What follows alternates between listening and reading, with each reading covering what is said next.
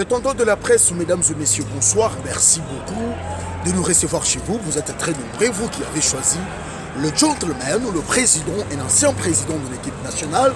Je vous dis énormément merci. Vous êtes à Kinshasa, à Brazzaville, à Paris, à Londres. Laissez-moi de vous dire un grand merci. Là, mesdames et messieurs, après avoir tourné Bordeaux, Toulouse, Espagne, là je suis de retour encore pour la énième fois dans Mboka à Toulouse, dans Mboka à Fernando Mbaye, Mboka à Pepe Kibala. Mesdames et messieurs, je vous annonce déjà dès mon retour, c'est pour demain vers Paris. Je rentre demain vers Paris, mais là je suis accompagné, comme d'habitude, avec le vieux, le boss, Pepe Kibala. Un homme très gentil, quelqu'un qui fait le bien sans avoir besoin de témoins. Donc merci beaucoup. Notre bagage est tout l'empaka, mon appelé fait bana kisasa bana mutuna bimba. Tonton Rabino ye. Merci. La 2 semaines on a fait dans Mboka à Toulouse et permettre un appel na se défouler.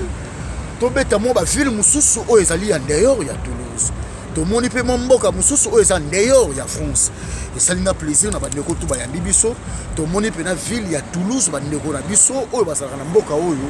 Lokola ba Fernando Mbaya masa na ngai ba jino kolie sila kate dondo to moni ba tu nga mususu lokola ba papiteta na diva la patronne Clarisse Menayambe ba Clarisse to moni ngo ça n'a plaisir lobby des jeunes dans Mboka ya Paris. Je suis chez moi de mon retour au mona sko ba présence ba Getty Mugaba mon oreille Getty Mugaba bango sko ba sala sko wana po ba yamba sko tonton na bango ba Getty Mugaba le manager Lionel Kambi. Alors, je vous laisse, mesdames et messieurs, Moutou Opena, à Salibiso plaisir. Tonton Abino a bougé. C'est Pepe Kibala qui nous disons bonsoir. Bonsoir, Juvenal Kibala. Ça va? Oui, ça va bien. Nabato tout bon, Nabiso, qui est Pepe Kibala? Ouais, Pepe Kibala, mon pauvre Kibala, c'est son nom pour s'appeler. Donc, il y a une humilité qui est là, il y a une Luanda, Brésil, Londres, donc Paris, donc Bruxelles. Ça comptait pas Toulouse. Ouais. Donc Bruxelles, on va Salem Kibala. Donc on est nombreux pour la famille Kibala. Donc voilà. Alors, si on cop nous au Sala à Toulouse, nous saluons nous au Sala. J'attends, c'est bon comprendre. C'est pas une question vraiment félicitations la question. C'est pas le traitement de Ramaël. Moi la Maël donc on a peut-être pas la bien humilité qui donc sans quoi ma trop. Moi bijou. Donc à minute où tu photo peut ça numéro vraiment dans la affiché. Pas bien Kibala. Bijou, forme, nyonso, tout ba yebi. Ah bon? Difficile à parler mais bazo mon arrête la collection. Alors so ba tu pour ça va contacter yo. Donc on va voir 07 51 34 47 30. Donc, moi, il y a des bijoux qui sont différents. La personne direct main à main. Donc, dis-moi quand. Merci beaucoup, mesdames et messieurs. C'est votre tonton Juvenal. Merci beaucoup, Nabato Toubaola Nabiso. Merci, Nabato Toubaola tonton Juvenal. Quand on est toujours, il y a des gens qui sont là. La salle est là pour moi. Zoro Mabia, le news des stars. Nous sommes à Paris. 2 semaines encore, on a chié dans la awa. La chier oyo kaka chier oyo mais le 13 juillet on a Orléans par rapport à la soirée Orléans et puis bateau tout balingara tonton de la presse Juvenal qui balachou Mboka ya Afilora donc je serai déjà les 13 et de mon retour il y a Orléans on a ce que total Lyon total jusqu'au 3 total Marseille total Bordeaux. On a ce qui est quelqu'un qui est qui va se mettre dans la salle de l'autre. Mathis Kolikolo, caméraman privé, toujours. Merci beaucoup à notre le président, un ancien président de l'équipe nationale. Photo précise à moi trop. Mais on vouloir Arabie sauter. On vouloir nater pour la gare, on a au sommet on vouloir nater. Le tonton les tontons de la presse. Le tonton de la presse sera de retour déjà demain. Paris chez moi. Je dis merci à Balachou Magila Balansoir. Junior Okocha Kabananga. Okocha. Junior. La joie Pichuna Amado. L'agent Pichuna, Amado, Sernanga, Yazalaka visible. Azalaka invisible, te balaka visible. Venanga Bishaya. Moutouna Bino, Boltinanga Binamo trop. Bon vouloir ngati. Voilà. Bon vouloir ngati. Bon Kaniselanga, ma bête, malgré pas que tu m'as c'est la bâtiment, ma cabouet, bon bon vouloir ngati. Bolinanga, bon pèse la maman, conseil. Pèse un mot de la maman Jessica Kibala. Ouais, mais Jessica Kibala, Paris, on arrive. Donc à la tête, on a la carte à Paris, donc son botte. Jessica Kibala. Guerre présidentielle. Toujours, donc du moteur Maya, je venais Kibala. Souka Kibala, c'est danger. Jessica Kibala, guerre présidentielle, diamant d'état, collection privée. Le tonton, le boss est là. Demain déjà Paris, Getsi Mukaba, mon oreille, le manager de tonton Juvenal, Lionel Kambi. Tous à la Salawana déjà, à Paris. Le boss est de retour, donc on s'est là. Donc on parle de Mabele. Élysée, Litoma, joyeux anniversaire encore une fois. Paris arrive, Paris, Lyon, mariage à Anna Mabokila. Donc on est ensemble le 21 septembre, donc on est à Lyon, après ces familles, les bonnes qui reçoivent les bonnes qui montent dedans, on est ensemble. Merci beaucoup, tonton Juvenal. Parce que Anne Masolo, Anne est tout fan ici, mais qui bondo qui n'a bon sambé, mais 4 dans Kolo. Le tonton Juvenal, l'homme qui dirige.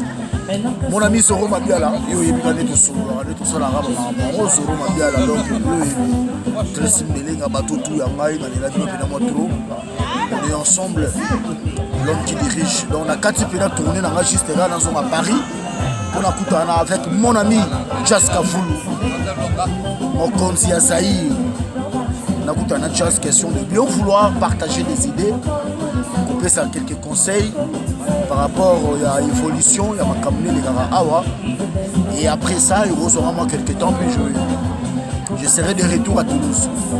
Donc voilà, tonton Juvenal, dans les labos, évidemment trop. Madame Élysée, maman a donné le futur, maman a donné. Moi des gens, là, le tonton sera de retour. Voici les boss Pepe Kibala. Pour tenir rien, moi, rigueur, na bona nga makambo abo moninga na pepeto na yo songa bo bato ba nyongo ya na boy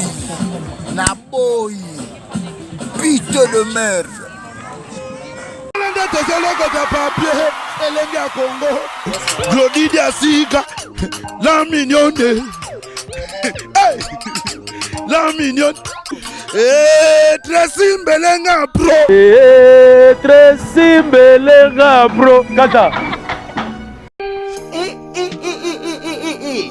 Pona kotinda bakoli na bino na Kinshasa pe na Congo Brazzaville makambo ya kotambola na bakoli na ba agence Cilier. Agence Colicot, fret aérienne et maritime. Spécialité na bango bakoya kozwa biloko esika nyonso ezwili yo na monde entier. Il suffit ozala na adresse.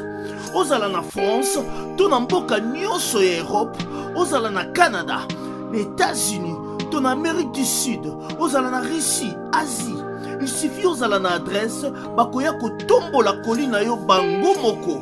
Ata ezali ya muki et moins d'un kilo, bakoya ko tombo la. Bon na ba e banson bazali na Union Européenne, fret aérien ezali na 9,50 € le kilo. Soki pe olini maritime, benga bango na ba numéro e komami na écran. Qui olingi yo mona bango bazwami na 18 place de Nanféance 93 420 Villepinte. Contactez Colicot au plus 33 7 600 54 880. Agence Colicot, le sérieux dans les affaires. Chez Grâce Beauté Cosmétique Paris, Binda Francine, la fondatrice de la marque Grâce Beauté.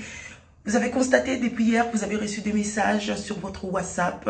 Grâce Beauté a changé de numéro de téléphone. Oui, Grâce Beauté a changé de numéro de téléphone pour mieux vous servir. Toute notre équipe s'immobilise. Donc voilà, nous avons changé notre numéro WhatsApp. Numéro d'avant, c'était uniquement WhatsApp. Maintenant, vous pouvez aussi nous appeler en appel normal. Surtout, ne vous inquiétez pas, nos clients, donc clientes, partout dans le monde, c'est toujours Grâce Beauté Cosmétique Paris. au service de votre peau. Vous pouvez nous contacter sur notre numéro WhatsApp au 006 23 22 60 et 13. 60 et 13. Voilà. Pour ce pas la biso, à la solution là. Au bangate. Donc, maman, utiliser des produits, il y a des hydroquinone, des javel, des tubes, des sulfate. Au bangate, dernière chance, il y a pour son ayo, et ça, la grâce beauté. Tout ça, là, des produits naturels, à base de fruits, pour réparer ba poso. Ba papa, bobo sanate, pour mandef, ou to réparer, capé, ba bouton ya mandef, ba mama, toza wana. Pour arranger poso, pour couper sa uniformité, que l'on le bandoute, que l'on le tâche. Donc, vous y a, vous avez la bienvenue dans la grâce beauté. Wow!